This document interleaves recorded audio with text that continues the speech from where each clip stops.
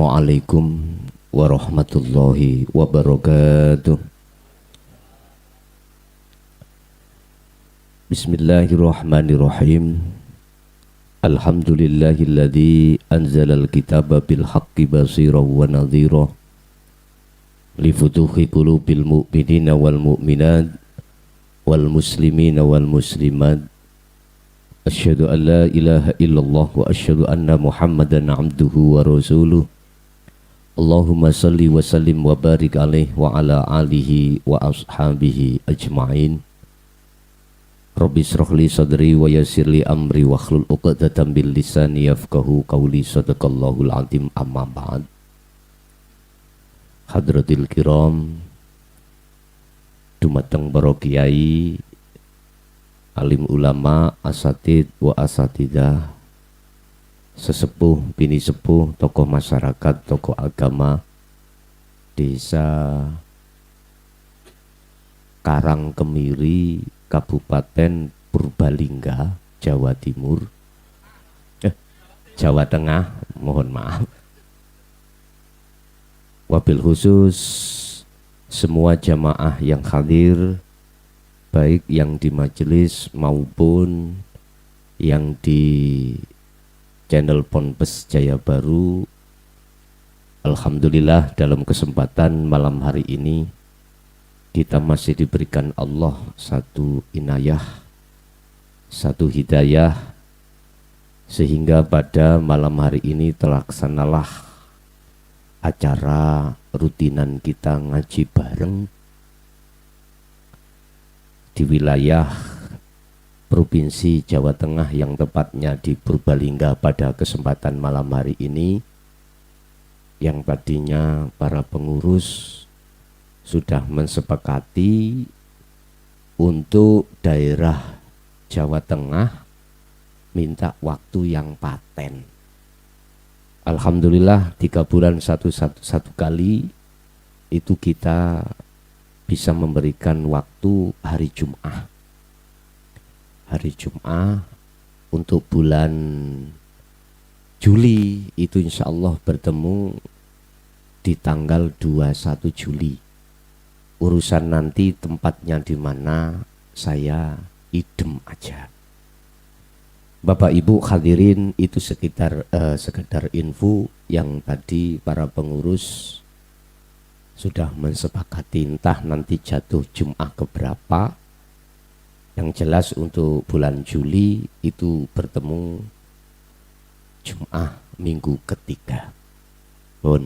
Malam hari ini kami akan membahas persyaratan apakah yang harus didatangkan dalam rangka jenengan si salib bisab Allah. Apa persyaratan yang harus dihadapkan untuk bisa bertemu terhadap Allah si salib itu? Kalau di dalam dunia thariqah, ketika suluk bisanya wusul pada Allah itu, apa persyaratan yang harus diadakan? Terus terang saja kami tidak mau keluar dari sumber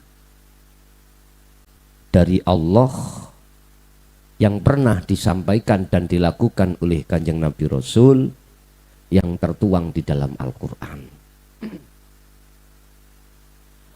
Allah katakan dalam surah Al-Ankabut ayat 5 tentang janji Allah. Tentang janji Allah terhadap si salib akan bertemu Allah. Ini Allah yang janji, bukan saya, bukan manusia, bukan Kanjeng Nabi, bukan. Langsung ini janji Allah. Barang siapa yang mempunyai keinginan bertemu terhadap diriku, kata Allah, maka saya akan berjanji. Saya berjanji, kata Allah, untuk menemuinya dalam waktu yang sudah aku tentukan. Saya ulangi, janji Allah waktu pertemuan terhadap si Salik itu sudah dituangkan oleh Allah di dalam surah Al-Ankabut ayat 5. Ini janji. Kita belum masuk pada ranah syarat apa yang menjadi persyaratan yang harus dibawa oleh si Salik ketika suluk, ketika kholwat dalam rangka bertemu Allah, dalam rangka wusul bertemu Allah di maqam musyahadah. Ini sama halnya dengan ketika sejarah apa yang telah dialami oleh Kanjeng Rasul yang tertuang di dalam surah Al-Isra ayat 1, di mana beliau mengadakan satu perjalanan yang terkenal Isra dan Mi'raj. Nggak jauh berbeda dengan hal ini. Jenengan ya juga begitu. Tapi ya jangan ngomong, aku tak Isra Mi'raj. Ya nggak enak lah. Gitu. Isra Mi'raj itu hanya terjadi terhadap kanjeng Nabi. Wong terhadap Nabi Musa ada tidak dikatakan Isra Mi'raj, uzlah. Dibuka di dalam surah At-Toha, surat Toha ayat 11 sampai ayat 14. Cuman maksudnya sama. Mengadakan satu perjalanan fitrah, kalau bahasa Nabi Musa dikatakan uzlah. Dipanggil Allah untuk menemui Allah di gunung Turis Sinai.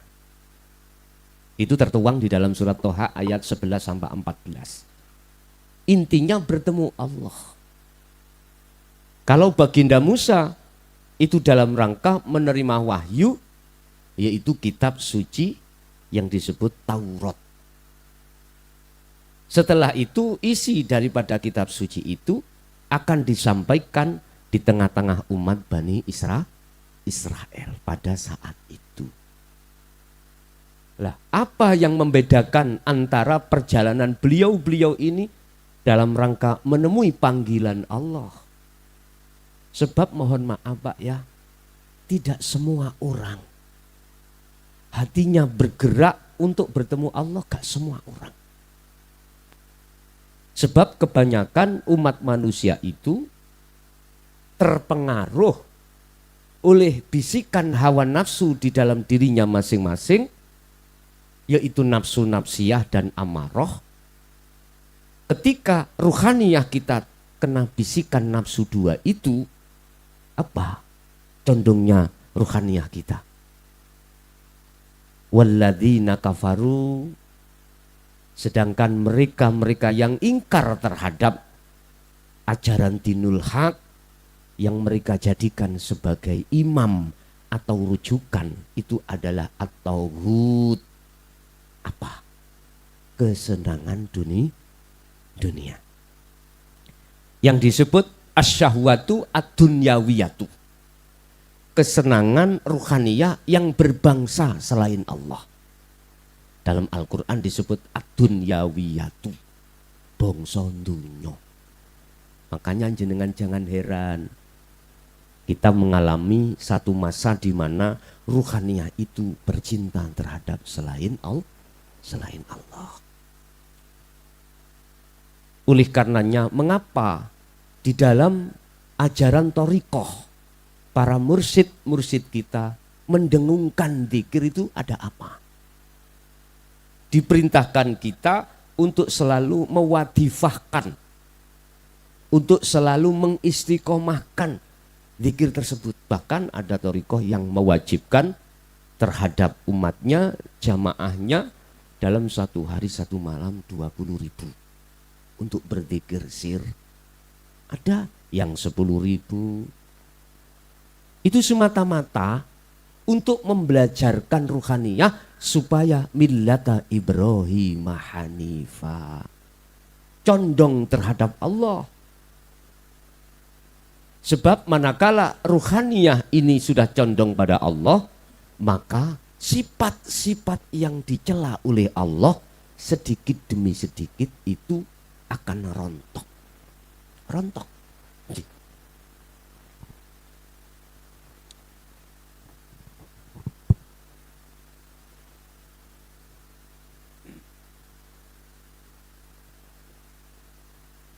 Surat apa tadi?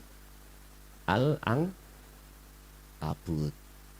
ayat 5. Ini janji Allah. Mungkin dibuka sing duweni Google boleh. Itu janji Allah.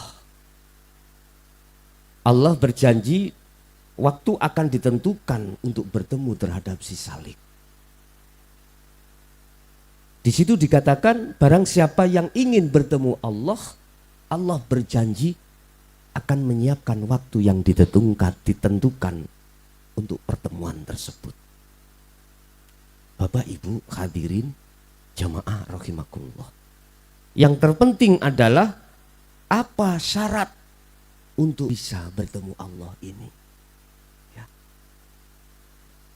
Nanti juga tolong dibuka di dalam surat Al-Kahfi ayat 110.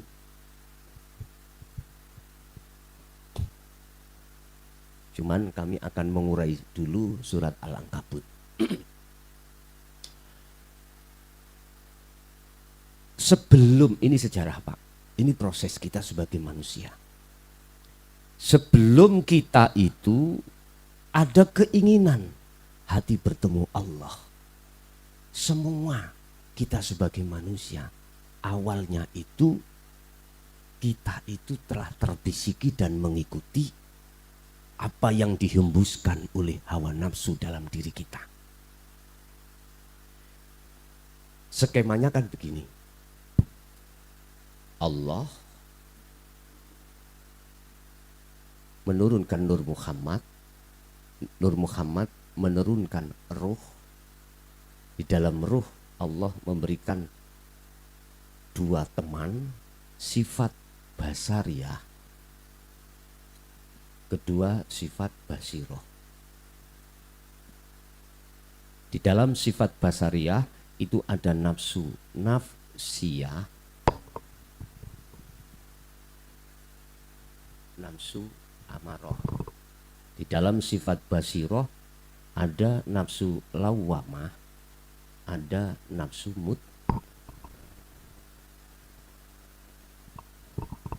mutmainah.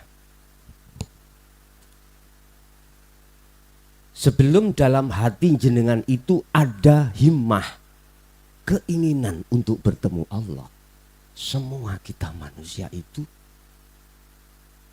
telah ruhaniyahnya menjadi budaknya hawa nafsu. Sifat basariyah itu pasti Pak. Apapun status jenengan pasti mengalami sejarah seperti ini. Kapan masanya kita waktu kena hal itu? Tatkala kita sudah menginjak dewasa, yaitu akil balik, mulai. Ketahuilah bahwasanya nafsu itu membisikkan sesuatu yang bertolak belakang dengan apa yang telah diajarkan Allah terhadap para rasul, para kekasihnya. Allah memberikan undang-undang terhadap para rasul, para kekasihnya. Apa? Ani'budullaha wajtanibut taghut. Harus setia terus sampai kapanpun ruhaniyah itu terhadap Allah. Harus.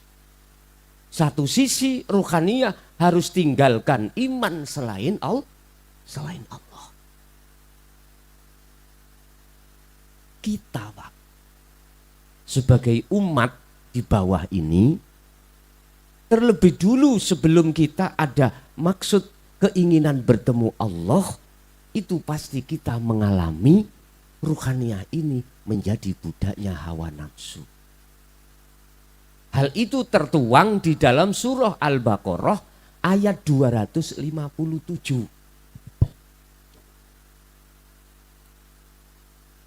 Al-Baqarah 257. 7. Jenengan kantun ndelok mawon teng Google utawa nang Quran. Kan saged teng mriku dibuka seret. Di situ ada 2 pasal, Pak. Pasal pertama ruhaniyah condong pada Allah. Pasal yang kedua ruhaniyah condong terhadap nafsu yang dalam Al-Qur'an itu disebut at-taghut. Di situ. Sebelum kami melangkah ruhaniyah condong pada Allah, sejarah kita itu ruhaniyah, ruh ini, Pak, terkuasai oleh sifat basariyah, dan di dalam sifat basariyah ada nafsu nafsiyah dan amarah. Cara bisikan nafsu nafsiyah dan amarah ini bertolak belakang dengan apa yang disampaikan oleh Allah. Allah mengatakan, kau harus setia padaku, kau harus bercinta padaku, kau harus hanya muja-muji nyembah padaku. Iya kana butuh iya kanas tain. Udah. Sampai berapa tahun kita? Ruhaniyah kita itu menjadi budaknya hawa nafsu. Hawa nafsu mengatakan, wa ma ubari'u nafsi innan nafsa la amaratum bisu. Ini dengan arti nafsu itu mengajak ruhaniyahmu itu untuk melalaikan Allah. Paham ya? Melalaikan Allah. Sehingga di lapangan kita jangankan di luar sholat, di dalam sholat mengapa kita masih ruhaniyah teringat urusan dunia. Bahkan Allah katakan dalam surah At-Takatsur, ketika saat kita masih ada di jalur budaknya hawa nafsu, Allah katakan kita diperingatkan. Alhaakumut takasur. Bila mana ruhaniyah itu condongnya terhadap sifat basariyah, bermegah-megahan dengan perkara ruhaniyah loh, bukan jasmaniyah loh Pak ya. Ruhaniyah dengan selain Allah, maka itu menjadikan lalai ruhaniyah terhadap Allah. Sampai kapan ruhaniyah ini? Allah katakan kalau kau masih tetap di situ, hatta zurtumul maqabir, sampai mati. Naudzubillah. Ini pernyataan Allah, seruan Allah, peringatan Allah terhadap kita para ruh yang masih menjadi budaknya hawa nafsu. Pertanyaanku loh ke sini, sampai kapan kita seperti itu? Sehingga lewat solusi kita dikenalkan di dalam thariqah para mursyid. Lah Bapak Ibu, bila mana nafsu nafsiyah itu mengendalikan ruh ini, maka yang muncul buah di dalam hati kita sifat-sifat yang tercela, sifat-sifat yang dicela Allah, termasuk takabur, riya, hasud, iri, dengki, dan lain sebagainya. Melihat tetangga agak enak sedikit aja hasud, apalagi sebelumnya ada permusuhan. Takabur dengan ilmunya, takabur dengan hartanya, takabur dengan kedudukannya, pangkat jabatannya. Padahal dia sadar kalau semuanya itu milik Allah dan akan kembali kepada Allah. Sadarnya itu sebatas akal. Pantaskah kita takabur dengan hak milik Allah? Enggak pantas. Tapi mengapa terjadi? Jawabannya karena ruhaniyah kita itu terkuasai oleh hawa nafsu yang bersumber dari sifat basariyah itu. Ini saya buka sejarah umat manusia Pak Bu. Biar kita kenal, biar kita nanti dengan perkenalan itu akan sadar. Bapak Ibu hadirin jamaah rahimakumullah. Selanjutnya, lantas bagaimana kita itu ruh ini bisa keluar dari cengkraman sifat basariyah? Bagaimana caranya? Masa kita akan masuk dalam surat At-Takatsur tadi sampai mati? Inilah nanti kalau terjadi seperti itu disebut akhir hayatnya su'ul khotimah. Na'udzubillah min dzalik. Tak kupas sedikit mengapa di dalam para mursyid di dalam thariqah itu mendengungkan supaya jenengan itu berzikir sir, ismuddat, zikir khafi. Itu semata-mata pertama untuk menghilangkan sifat yang ditimbulkan oleh nafsu nafsiyah. Tadi yang kami sebut sifat-sifat yang dicela oleh Allah. Kalau boleh saya katakan, saya gambarkan gini Pak, di dalam kitab Bulughul Maram. Ada pohon Pak, ya. Pohon ini subur banget. Ini akar-akarnya. Pohon ini akan menghasilkan buah yang disebut buah ini yang ditimbulkan oleh nafsu nafsiyah, sifat-sifat tercela. Di dalam dunia thariqah lewat zikir sir itu untuk merontokkan sifat-sifat yang tercela. Buahnya dipetik-petik, dihilangkan. Atau kalau dalam ajaran tauhid nafi isbat, menafikan selain Allah, mengisbatkan Allah. Itu menghilangkan buah-buah itu tadi. Oke, pada suatu momen akan hilang. Tapi pohon ini masih tumbuh. Dan jangan heran nanti akan membuahkan buah kembali sifat ini. Sehingga mengapa kita itu dikasih oleh para mursyid kita di thariqah itu jumlah yang sangat banyak. 20.000 dalam satu hari satu malam. Harus ada yang 10.000. Itu supaya manakala cokul kembali buahnya itu hilang.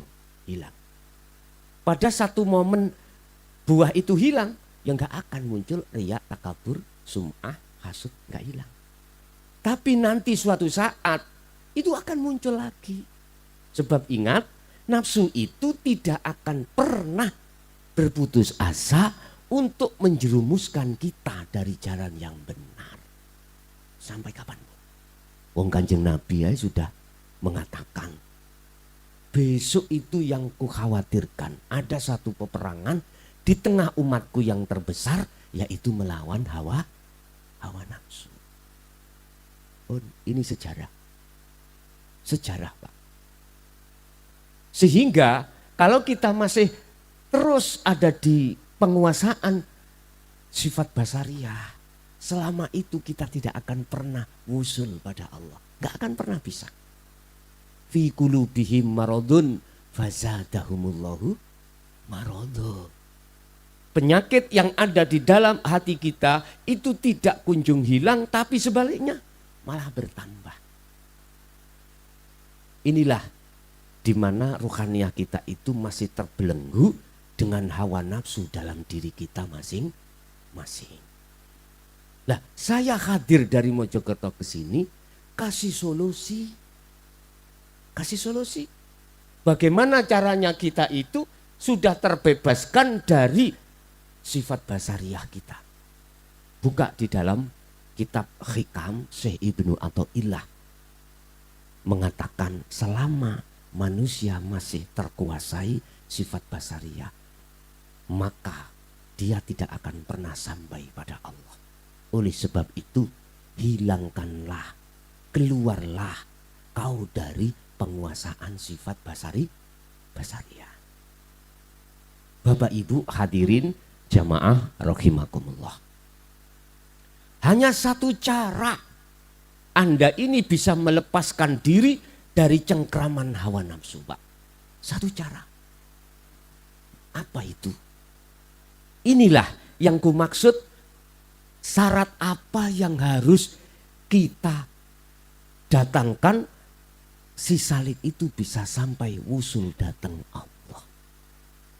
Mohon maaf ya, saya tidak mengurangi rasa hormat saya terhadap saudara-saudara tua saya di sini, khususnya yang sudah bertorikoh bertahun-tahun bahkan puluhan tahun, yang setiap malam bahkan habis sholat 5 waktu selalu mengadakan suluk, ya.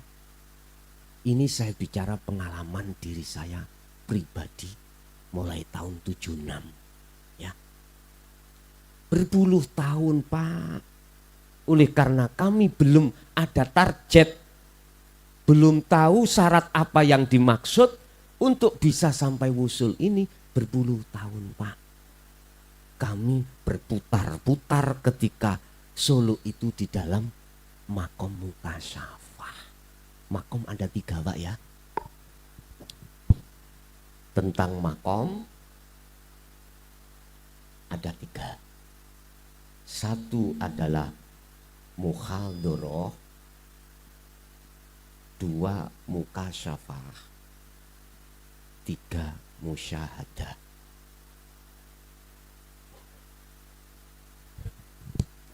Ini makom pada diri kita sebagai manusia. Dan ini juga terjadi pada siapapun.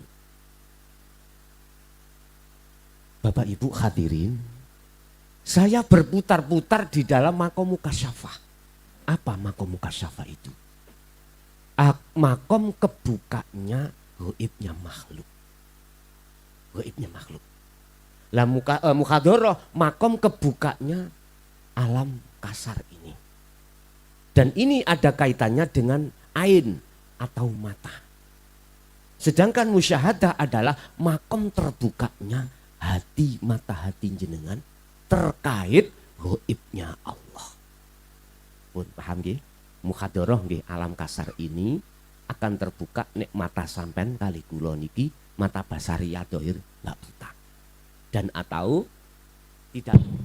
tidak tertutup dengan sesuatu. Seperti ini. Mata saya enggak buta, tapi tertutup oleh serban. Pasti gelap. Enggak bisa melihat.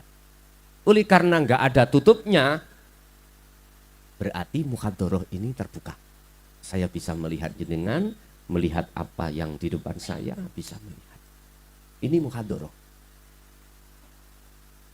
Terus yang berkenaan dengan makom mukasyafah, Bapak, ya. Tadi saya katakan definisi makom mukasyafah adalah terbukanya mata hati terkait gaibnya makhluk. Apa saja gaibnya makhluk di situ?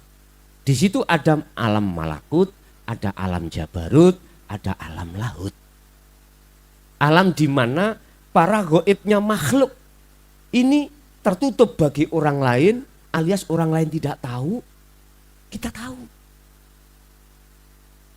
Dan di dalam makom mukasyafah ini terbagi 2 pelaku, adalah kasab suwari dan kasab maknawi. Ini pelaku yang terjadi, suwari dan maknawi.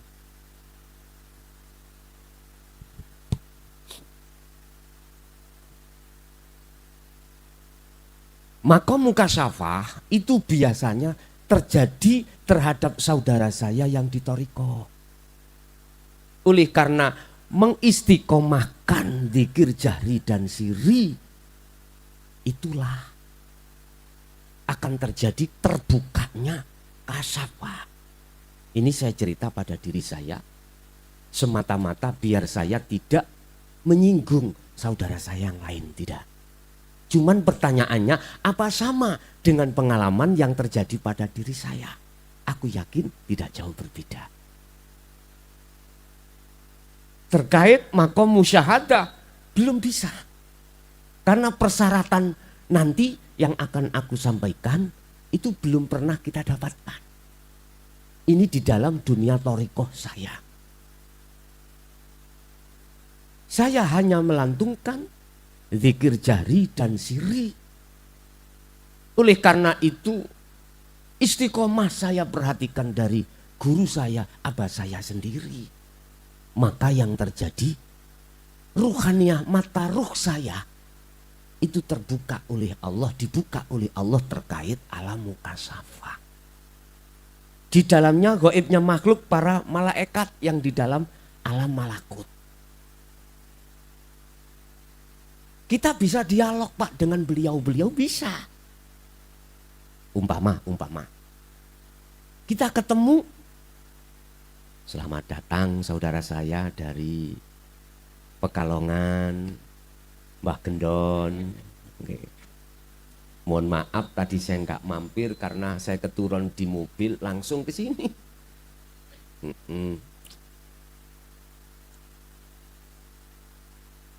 Bisa dialog dengan para malaikat itu. Sehingga jangan heran kalau jenengan itu tatkala bertemu oleh malaikat Israel, tanya mau kemana? Njabut si A. Bisa dialog. Dan ini bukan tujuan si salik Pak, bukan. Tujuan hakikatnya si salik ketika suluk kan bertemu Allah liqo, datang Allah. Berhubung persyaratan yang menjadi harga mati tidak ada bagi saya, maka saya tidak bertemu Allah, malah bertemu malaikat.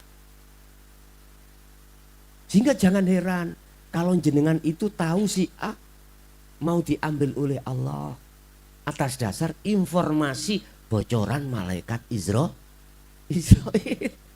Jangan heran. Di dalam alam malakut, mohon maaf, jenengan dia tahu kliwar-kliwere malaikat. Boleh sampai tanya dan bisa berdialog, bisa.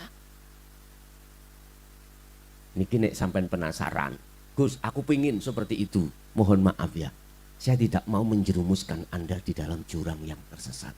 Bila jenengan nekat, aku gak mau bertanggung jawab. Paham maksudku loh?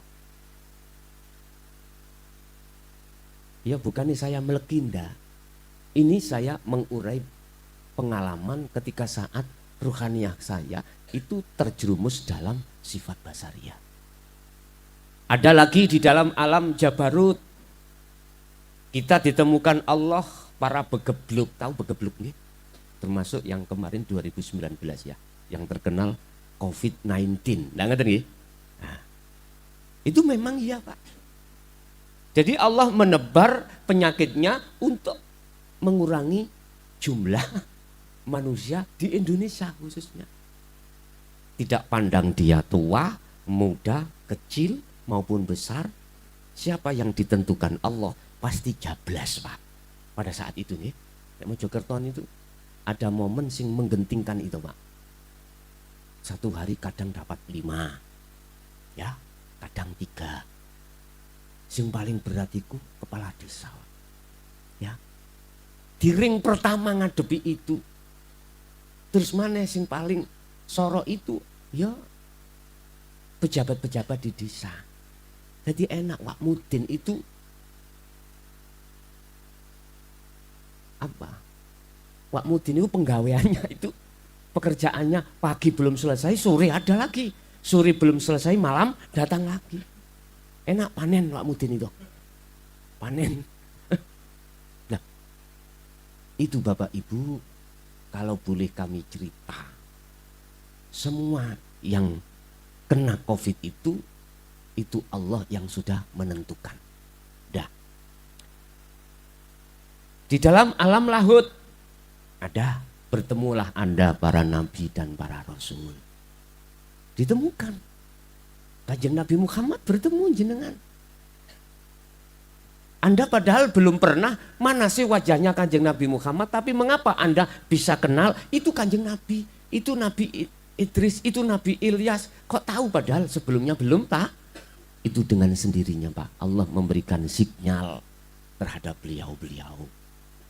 Diajaklah jenengan itu masuk ke surga, melihat. Diajaklah, dibukalah di alam di mana ditempatkan seluruh buku catatan takdir manusia, Lauhil Mahfud. Bisa jadi itu kan makhluk semuanya toh Pak. Di mata Allah semua itu makhluk. Saya katakan makhluk karena itu yang diciptakan oleh Allah. Dibuka-buka buku. Kapan matiku? Tahu. Enak Pak nggih? Enak ndasmu ngono. Mohon maaf, saya berkata ini adalah saya korban, Pak.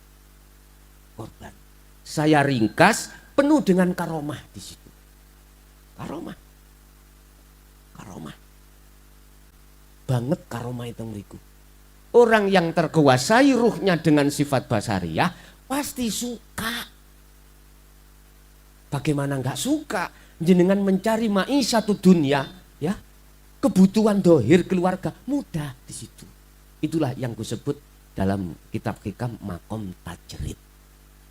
Kan ada dua makom ma'isyatu dunia, makom tajrid dengan makom asbab atau makom sabab. Kita mendapatkan uang karena kerja, itu makom sabab. Nek makom tajrid enggak.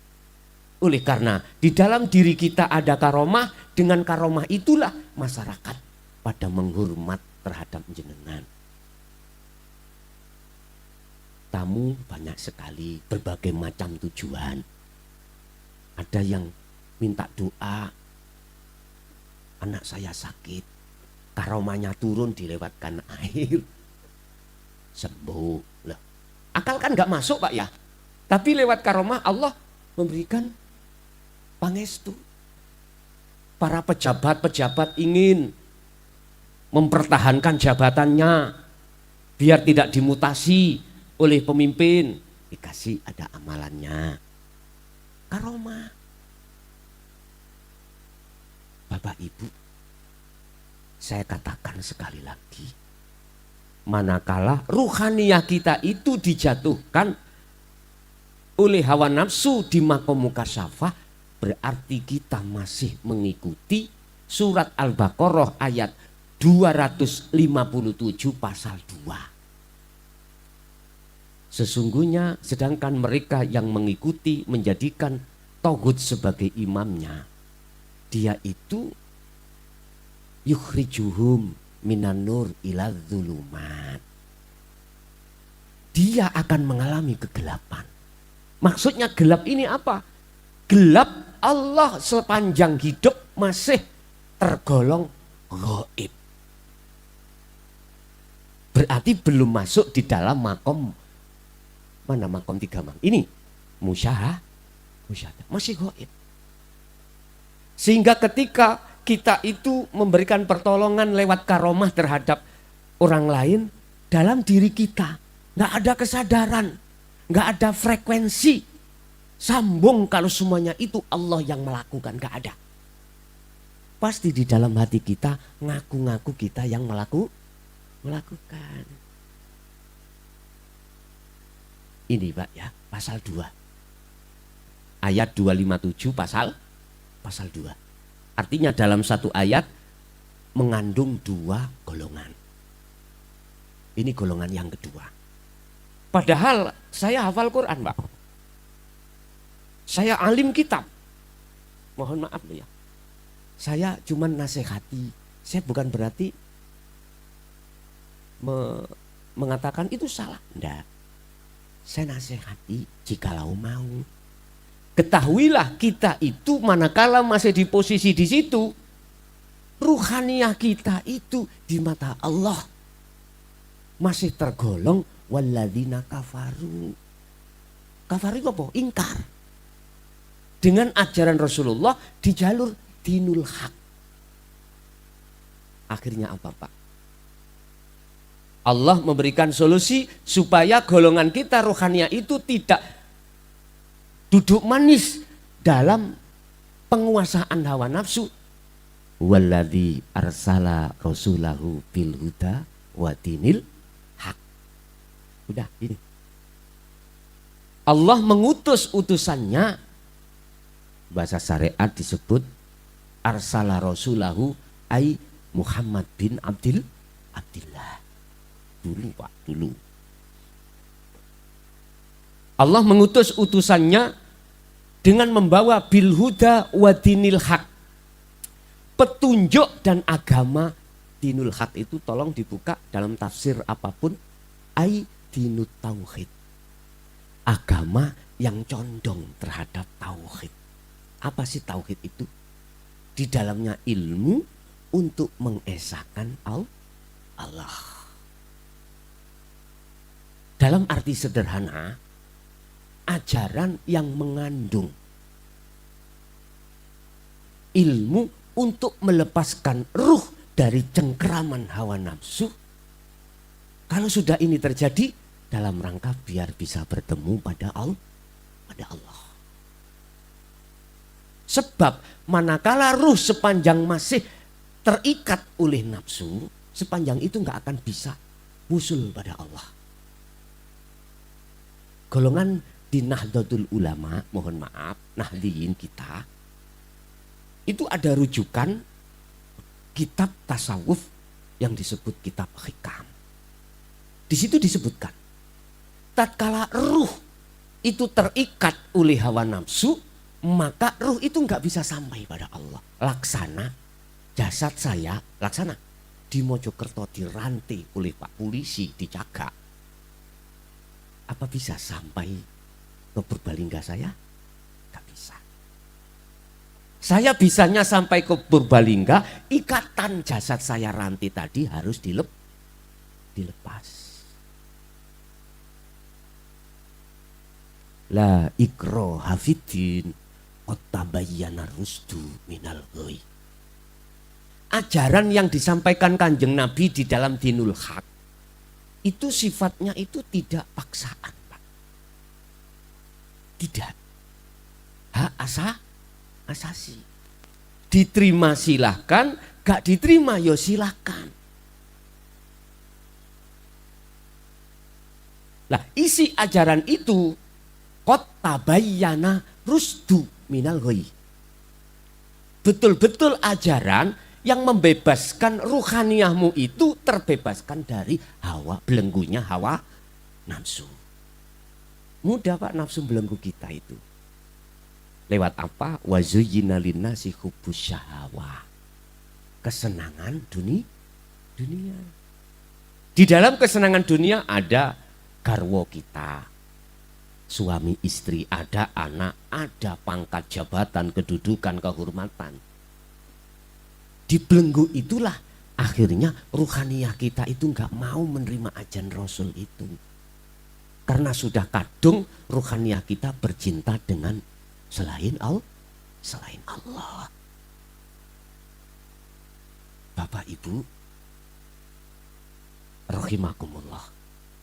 Berarti apa yang kusampaikan nanti sifatnya tidak paksaan. Enggak. Anda terima silahkan, Anda lepeh. Apa lepeh itu bahasa Indonesianya? Muntahkan silahkan, tidak Anda terima, itu bukan urusan saya. Bukan urusan saya. Kata Rasulullah, sesungguhnya saya ini sak temeni ingsun itu nadhirum mubin. Hanya menyampaikan saja. Gak ada hak untuk memaksa untuk supaya Anda terima, enggak. Persyaratan yang kuajukan nanti bukan hak mutlak saya, enggak. Itu hak asasi jenengan. Lah, lalu bagaimana? Di tengah masyarakat ketika Rasulullah menuangkan dinul haknya, ternyata terbagi menjadi dua, Pak. Wa minhum man hadanallah. Ada golongan itu menerima dan mengikuti petunjuk Allah lewat situ. Ya termasuk jenengan. Cirinya apa? Hati sampai ngerespon. Ada niat, ada kemauan untuk bertemu Allah dan meninggalkan ruhaniyah selain Allah. Ini tandanya mereka man hadanallah. Golongan pertama. Golongan kedua, wa minhum, ya Allah, hakot bersikukuh dalam kesesatannya dia. Jadi dia memuja-muja pangkat jabatan, kedudukan, kehormatan, apapun. Itu disanjung-sanjung, dipuja-puja. Bila perlu jangan sampai keluar dari saya ini. Ini Ada golongan yang seperti itu. Abdolalatu. Jadi mereka ada yang tidak percaya atas dinul haq ini, oleh karena dia tetap bersikukuh di dalam imannya itu, di dalam kesesatannya itu. Udah. Setelah sejarah itu berpuluh tahun, kita alami, Pak. Di antara jenengan aku yakin, ketika menemukan pengertian ajaran dinul haq, ngeresponing hati. Di dada sampean ini ada kemauan untuk betul-betul bertemu Allah. Nah, ini adalah salah satu ciri tanda calon kekasih Allah. Kebanyakan itu terjadi pada saudara saya di dunia thariqah. Pingin. Tapi kebanyakan di dunia thariqah jamaah itu tua-tua. Lah ngoten Pak nggih. Tua-tua. Masalahnya sudah merasa kalau dekat dengan kematian. Dah. Sing nom-nom yang muda-muda, entar dulu. Saya masih sibuk bercinta dengan duniawi ya. Itu. Udah Pak. Terus di dalam thariqah kita memang diajarkan zikir-zikir dari jahri sirri. Yang zikir jahri itu keluar dari la ilaha illallah. Zikir sirri keluar dari la ilaha illahuwa.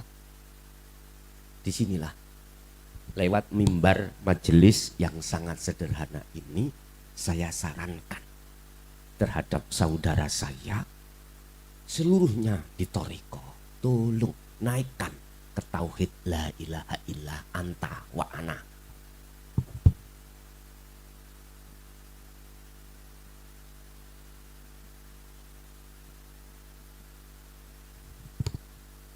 Kurang lega, anta lihat di dalam surah Al-Anbiya ya, ayat 87.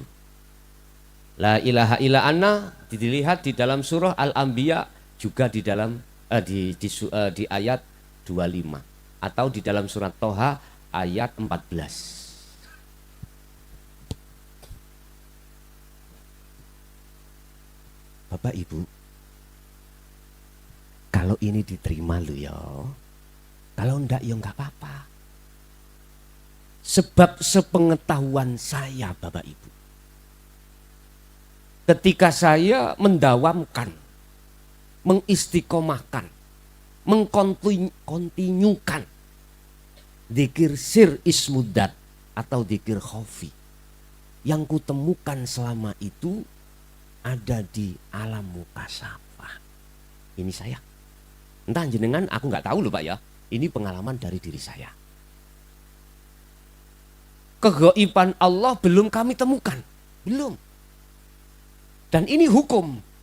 Hukum sunatullah memang begitu. Kalau SD pelajarannya ini, kalau SMP pelajarannya ini, SMA bahkan sarjana tinggi atau mahasiswa pelajarannya sudah nggak sama. Tauhid la ilaha illa anta di situ masuk di dalam hakikat.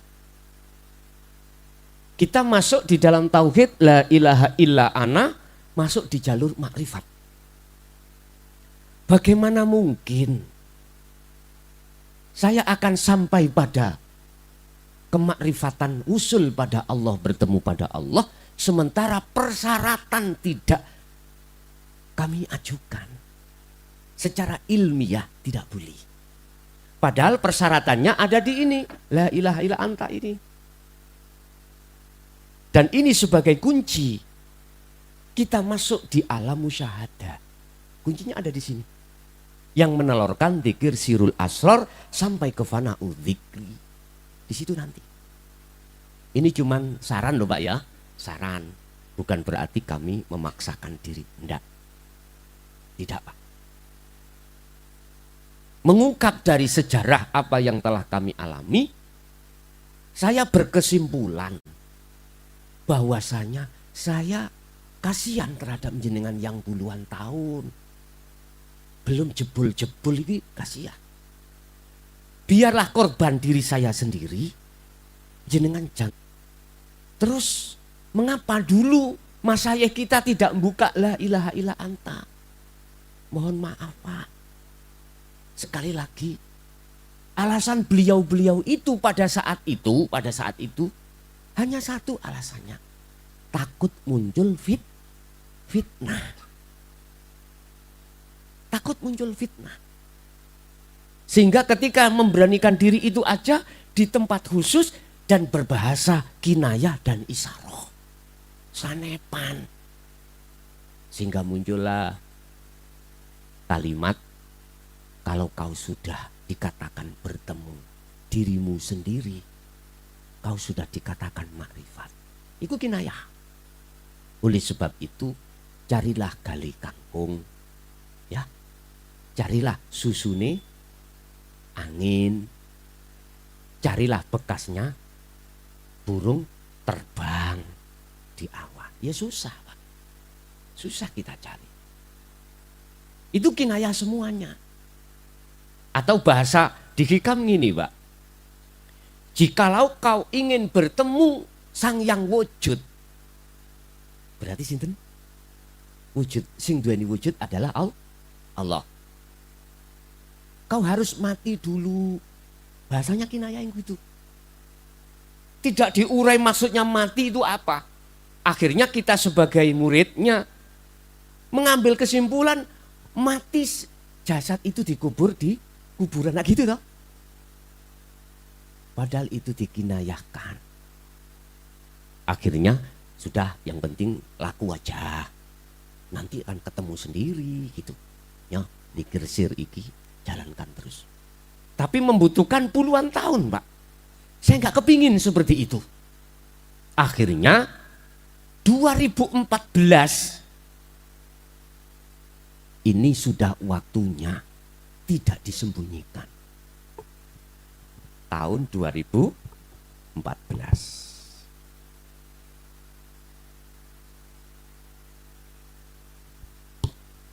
Ternyata kita tafakuri, ketemu di dalam Al-Quran. 2014 itu maksudnya surat ke-20 ayat ke-14. Ternyata kami buka surat ke-20 adalah surat Toha. 14 saya buka ayatnya begini. Sejarah wusulnya Nabi Musa. Sejarah pertemuan Nabi Musa dengan Allah. Innani anallah. Sesungguhnya saya itu Allah. La ilaha illa ana. Tidak ada Tuhan yang wajib kau sembah kecuali saya. Ibu Kades, alhamdulillah. Monggo Bu, selamat datang Sohibul Qoryah. Yang terhormat Ibu Kades. Nggih, mohon maaf Bu, saya jauh dari Kota Mojokerto, Jawa Timur. Mungkin kemarin kita bertemu di Jakarta Bu. Ketemu di Jakarta hari Selasa tanggal berapa itu dalam rangka pengajuan jabatan kepala desa dari 6 tahun menjadi 9 tahun. Ketepatan saya perwakilan dari Mojokerto. Di sana saya alhamdulillah Bu. Mungkin Ibu ketemu saya atau tidak saya nggak tahu, yang jelas menghasilkan dari negosiasi itu pemerintah baik dari DPR maupun pemerintah itu mengiyakan. Cuman tinggal kita menunggu undang-undangnya. Begitu Bu nggih.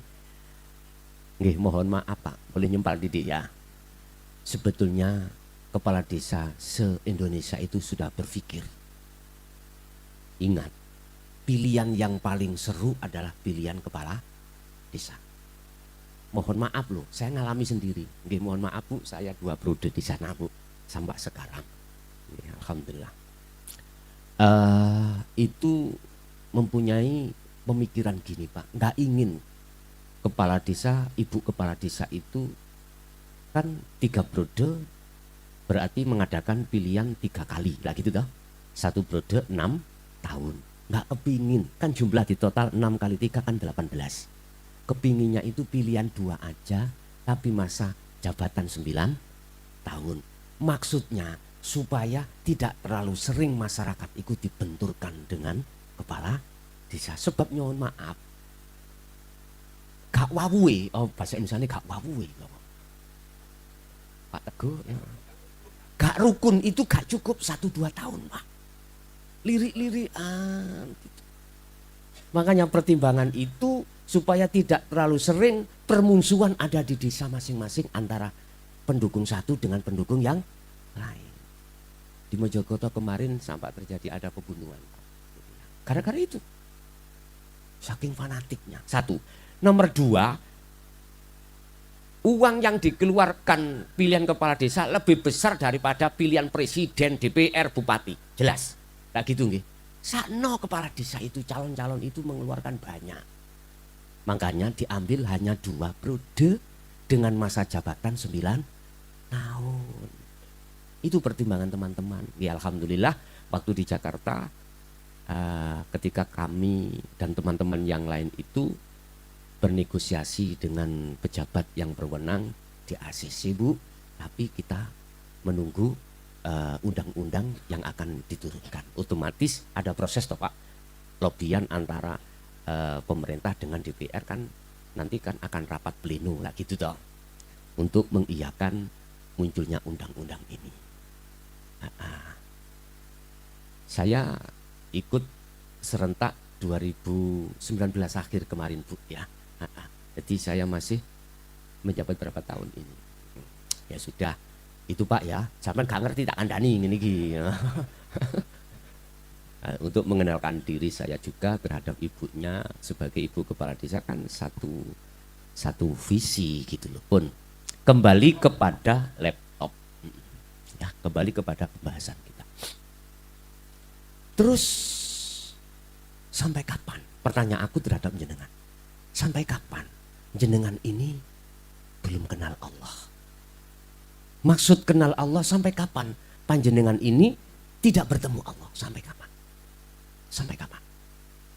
Nabi Musa diberikan waktu oleh Allah di dalam surat Toha ayat 11 sampai 14 40 hari. Disuruh disuruh uzlah di Gunung Turusina dalam rangka menerima wahyu kitab Taurat. Jenengan sampai kapan? Terserah jenengan. Makanya Rasulullah Muhammad SAW itu sengaja memang diperintahkan Allah untuk menyampaikan dinul haq ini di dalam surat Al-Anbiya ayat 25. Wa ma arsalna min qablika mir rasulin illa nuhi ilaihi annahu la ilaha illa ana fa'budun. Ini dasar. Ayat ini sebagai hujah dalil dasar bahwasannya Rasulullah pada saat itu Bapak Ibu wajib menyampaikan pelajaran atau sistem bagaimana cara ingin bertemu Allah, bisa bertemu Allah. Di situ dikatakan, wa ma arsalna Muhammad, saya tidak pernah mengutus utusan sebelum kau, termasuk dirimu Muhammad, kecuali harus berani menyampaikan ayat ini, menyampaikan maksud ayat ini. Ayat ini maksudnya apa? La ilaha illa ana. Artinya Pak, Rasulullah mendidik para sahabat pada saat itu bagaimana ruhaniyahnya itu bisa sampai pada makom musyahadah, makom makrifat pada Allah. Ini. Terus ketika saat turun di Khulafaur Rasyidin, Abu Bakar, Umar, Utsman, Ali, khusus terjadi detik-detik Sayyidina Ali karamallahu wajhah, mungsuh daripada beliau dinul haq yang disebut ahlu kitab. Pada saat beliau itu kumpulan atau kaum Khawarij ya. Itu bukan kumpulan orang bodoh Pak, mohon maaf loh ya. Beliau hadis Quran hafal Pak. Beliau yang membunuh Sayyidina Ali dan Hasan Hussein sebagai putunya Rasulullah. Itu bukan orang yang mohon maaf lah, perampok, nggak ngerti apa. Enggak, ahli kitab, hafal Quran dan lain sebagainya. Karena menengarai bahwasanya apa yang diajarkan oleh Sayyidina Ali sebagai estafet tongkat Kanjeng Nabi itu dianggap sesat.